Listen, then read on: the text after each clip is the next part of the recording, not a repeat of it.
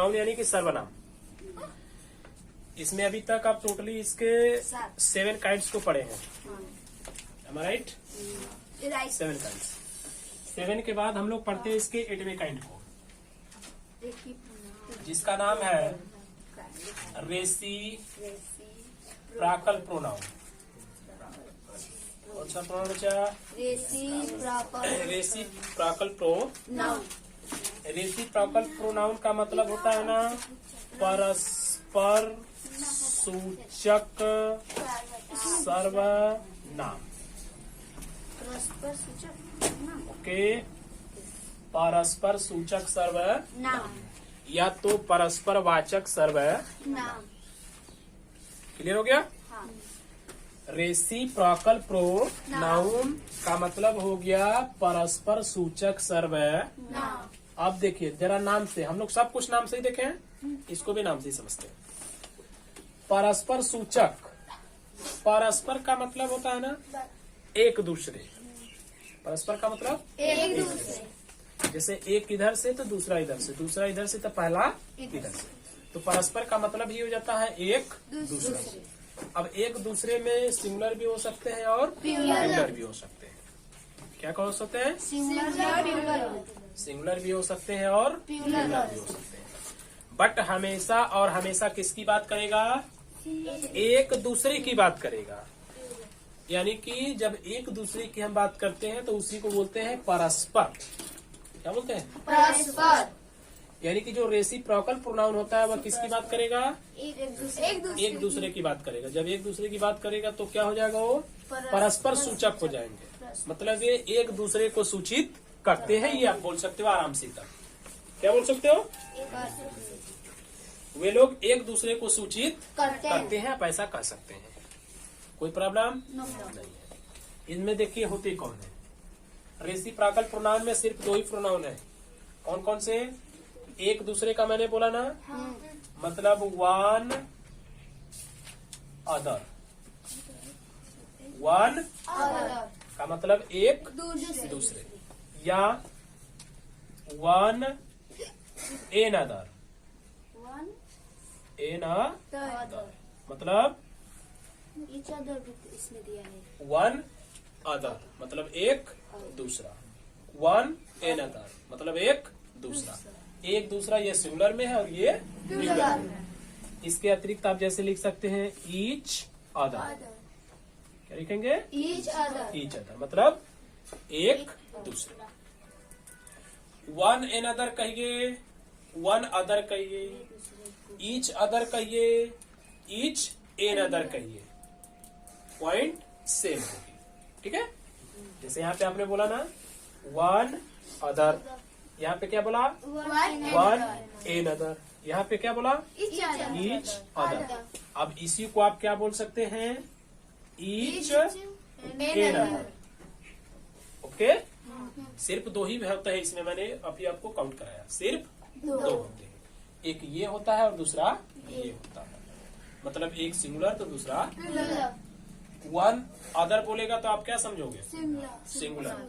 One N other बोलेगा तो each other बोलेगा तो ईच एन अदर बोलेगा तो हो गया। अब ऐसे समझते थे कि जैसे देखिए Ram and Sita love each other. Ram and Sita love each other. Subject देखिए हो गया राम एंड सीता, तो 2 लोग हो गए तो प्लूरल हो गए। हो गया ना? लव यानी कि प्रेम करते हैं, मानते जानते हैं, तो किसको? एक दूसरे को। ईच अदर यानी एक दूसरे को। किसे? एक दूसरे को। तो ईच अदर सिंगुलर को बताता है कि प्लूरल को? सिंगुलर को। सिंगुलर को ना बताता है, एन अदर रहेगा तो। ईच अदर किसको बनाता है? सिंगुलर को। तो एक दूसरे को, तो एक है राम और एक है सीता। तो इस बेस पे देखे तो 2 लोग हो गए। तो 2 लोग होने का मतलब प्लूरल हो गए। सब्जेक्ट इसका क्या है? प्लूरल है। बट हम लोग पॉइंट देख रहे हैं परस्पर का। किसका? परस्पर का। तो राम और सीता। एक दूसरे को ही प्रेम कर रहे हैं ना, मतलब परस्पर एक दूसरे को। हो गया? तो इसके अकॉर्डिंग ये दोनों लोग सिंगुलर हो गए, क्योंकि इधर से भी एक है, उधर से भी एक। तो क्या हो गया? ये सिंगुलर हो गया। करेक्ट हो गया? इसी का एग्जांपल जैसे आप चेंज कर दीजिए इसको। मान लीजिए हमने लिखा दे लव, हो गया? They love one another. क्या? दे लव वन एनदर का मतलब क्या हुआ? वे लोग एक दूसरे को प्रेम करते हैं। कौन लोग? वे लोग किसको प्रेम करते हैं? एक दूसरे को। तो ये देखिए लिखा है वन और Another। एनदर, तो ये किसको बताएगा? प्लूरल को बताएगा। तो वे लोग किसको प्रेम करते हैं? एक दूसरे को। तो वे लोग कितने होंगे? बहुत सारे। बहुत से लोग हैं, तो सभी लोग एक दूसरे को करते होंगे, राइट? ये प्लूरल फॉर्म हो गया। लेकिन इसमें क्या था कि राम सीता को प्रेम कर रही थी और सीता, तो परस्पर दो ही लोग आपस में थे, इसलिए वो सिंगुलर की भांति यूज हो गया। और ये किसके अकॉर्डिंग हो गया? प्लूरल के अकॉर्डिंग हो गया। They love one another. हो गया? कोई दिक्कत नहीं है। नेक्स्ट की तरफ बढ़े। हो गया इसमें ना? चलिए नेक्स्ट है 9 नंबर। जो 9 नंबर है उसको हम बोलते हैं रिलेटिव प्रोनाउन। कौन सा प्रोनाउन बचा? Relative pronoun. रिलेटिव प्रोनाउन को बोलते हैं संबंध सूचक या वाचक सर्वनाम। कौन सा सर्वनाम बचवा? संबंध सूचक या संबंध वाचक सर्वनाम। ओके, अब देखिए कि ये होता क्या है। ध्यान से देखिए, ये क्या बोला? संबंध। संबंध हो। संबंध तो आप समझते हो ना? सूचक यानी कि वो रिलेशन वहां पे दिखाएगा। रिलेशन दिखाएगा मतलब संबंध दिखाएगा। संबंध यानी कि आपका उससे जुड़ाव दिखाएगा कि आप उससे किस रूप में जुड़े हो, राइट? यही होता है संबंध। जैसे आप किसी को मामा कहते हो, तो किसी को मामी कहते हो, किसी को चाची कहते हो, तो कोई के माई कहेला। तो कुल का बा? संबंध है, मतलब रिलेशन है, राइट? तो आप किसी न किसी तरीके से उनसे जुड़े हैं। तो जब भी रिलेशन की बात करेगा तो आपको समझ जाना है कि हमको उनसे क्या करना है? जुड़ना है। ओके, तो ऐसे शब्द आने चाहिए जो आपको जोड़ने का काम करे, तो वही हो जाएंगे रिलेटिव प्रोनाउन। अब जोड़ेंगे कैसे? ध्यान से देखिए। जैसे दैट जोड़ता है, हु जोड़ेगा, होम जोड़ेगा, हुज जोड़ेगा, रीच जोड़ेगा। ओके, ऐसा ही कुछ और भी वर्ड आएंगे जो जोड़ने का काम करेंगे।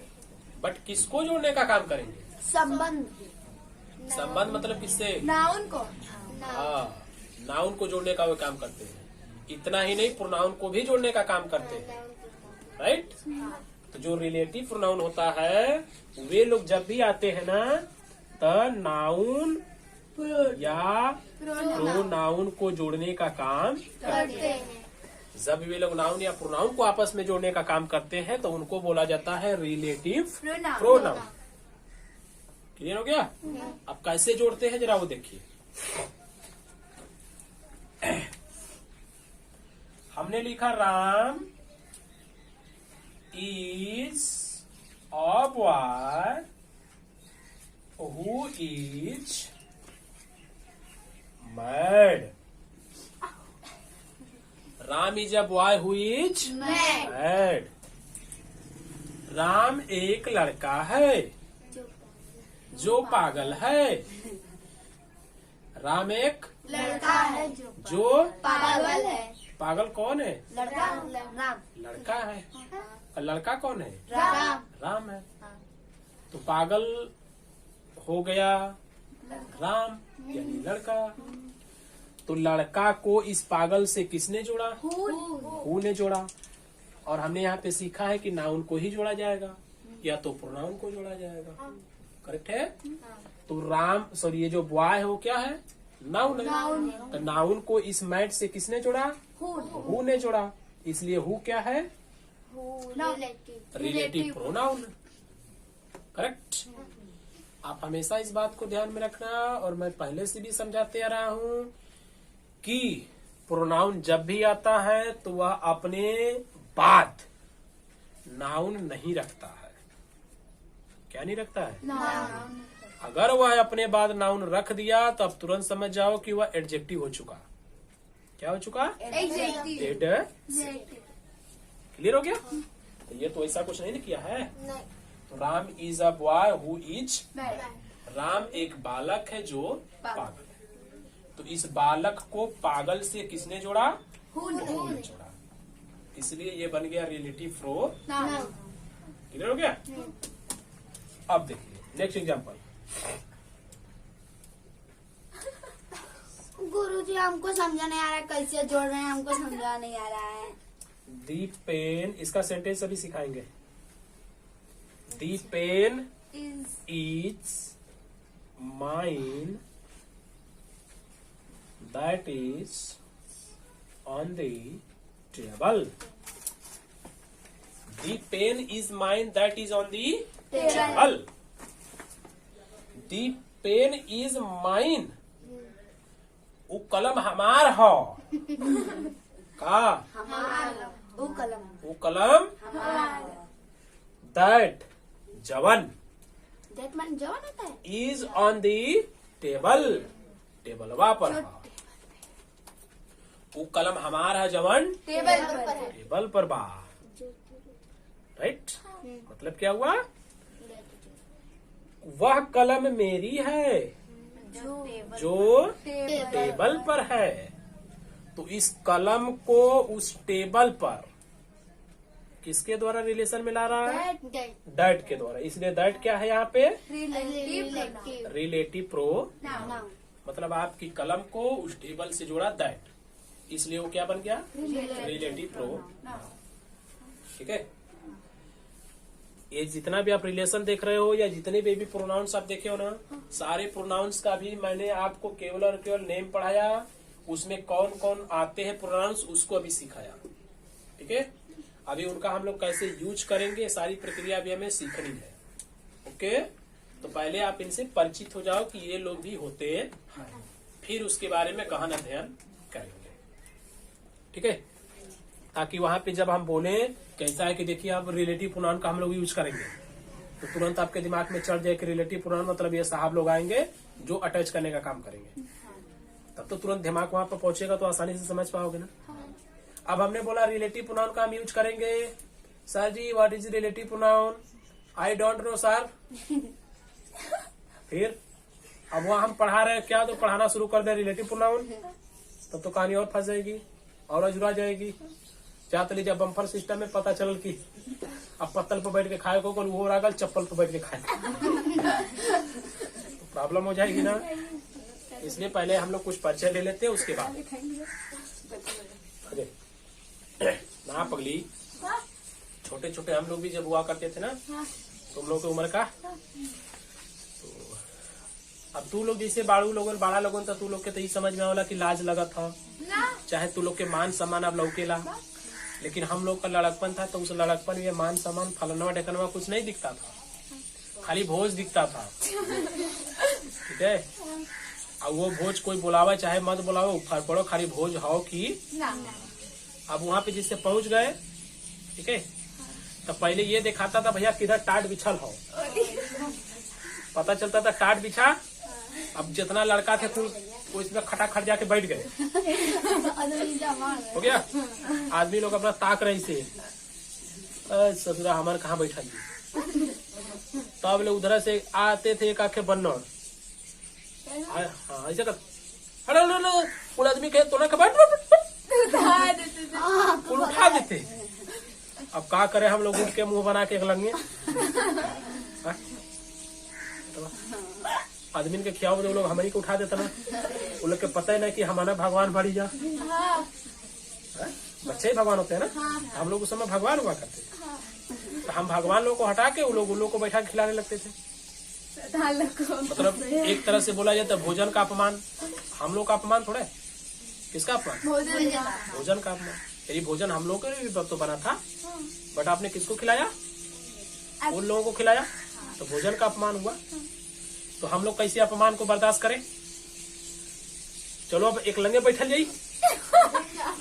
अब वहां जाने में पता चलता था कि इधर तो पहले से भूख है, नो टेंशन, चप्पल निकालो हमारा चप्पल में बैठ गए। अब चिल्ला रहे, हे पतल बलियो कपार कुल सुन रहे, कुल आदमी के ना चला रहे हैं, अब तुमको आ रहा है कुल देने। फिर चिल्ला रहा था, हे पतल बलियो हो। तब जाके कहीं पत्तल मिलता था तो पत्तल के ऊपर अपना, अरे पत्तल के ऊपर नहीं, चप्पल के ऊपर बैठ के पत्तल पे अपना खा रहे हो। बात समझ में आ रही है? ये हम लोग का लड़कपन था, ठीक है ना। उस लड़कपन में मजा था, जैसे अभी तुम लोग का लड़कपन है ना। सब कुछ अच्छा लगता है, मौज मस्ती, आराम से, बिना किसी चिंता फिक्र करा एकदम। तो उस लड़कपन में हम लोग भी उसी टाइप से हुआ करते थे। अब थोड़ा से बुढ़ापा आ रहा है, इस बुढ़ापे में अब कुछ और ही सोचना पड़ता है। तुम लोग जैसे हो तो तुम लोग को अभी अपने बारे में चिंता है, तो हम लोग को भी उस टाइम में अपने ही बारे में चिंता होती थी। पेट भरे के चाहे भले चप्पल को बैठ के खाई के पड़े, ठीक है। अच्छा, इससे भी बात ये होती थी ना कि हम लोग ये चक्कर में रहते थे ना कि पहले पात में खा लेवल जा, कोने में काहे बदे नहीं, आखिरी में आओ तो फिर एक बार खाए। तो मजा था, बचपन था। हाँ, दोबारा नहीं, 3 बार नहीं, 2 बार। उससे भी बढ़िया जानते हो चीज, एकदम झकास वाली, जो गिलास मिलता था ना, ठीक है, तो उसमें जैसे पत्तल पत्तल जो मिला बा, वो भैया बा अब यह है गिलास में भरा सब फेंक कर बचे हैं। काहे बदे? चला रहे थे अपने घर उसमें, ताकि भर देगा तो घरे ले जाइए अपने मम्मी के, बा चाहे बच्ची के। अब घरे आने पे पता चलता था कि मम्मी बच्ची के नाम पर साल बा, पहले अपने शुरू। अभी हम लोग भोज खा के आए, फिर घरे फिर शुरू, पूरा कहानी खत्म। के खैलास मम्मी के नाम पर अपना खा पी के टाइम।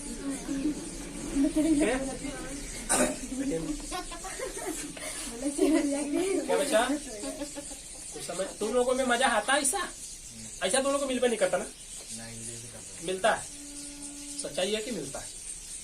लेकिन तुम लोग को ये दिमाग में रहता है कि यार ये हमारा मान सम्मान चल जाई, फलाना ढकाना। मतलब लड़कपन से तुम कहीं ज्यादा ऊपर उठ गए हो, है कि नहीं? लेकिन गांव घर में बात करें कि बहुत से ऐसे बुजुर्ग व्यक्ति लोग हैं जो बच्चों को बड़ा प्रेम से खिलाते हैं बैठा के। हाँ। खा बच्ची खा, तू हाँ कुल बदे बनल है, खा। ठीक ना? तो वास्तव में वही लोग अच्छे होते हैं, राइट? क्योंकि बच्चे ही भगवान का स्वरूप होते हैं। और जब बच्चे ही नहीं खाएंगे तो बुढ़वा खा के कुल क्या करेंगे? वो कुल खाएंगे तब वो, ना खाएंगे तब वो, किसी से कहने नहीं जाएंगे। लेकिन हम लोग नहीं खाएंगे, मतलब बच्चा लोग ना उनके बराबर मम्मी कह लिया था हाथ पकड़ो भगा देता। हम लोग कहने वाले हैं। चलिए आगे बढ़ते हैं। नंबर 10, कौन सा नंबर? 10 नंबर। अब 10 नंबर में हम लोग पढ़ेंगे जिसका नाम है इंट्रोगेटिव प्रोनाउन। Pronoun interrogative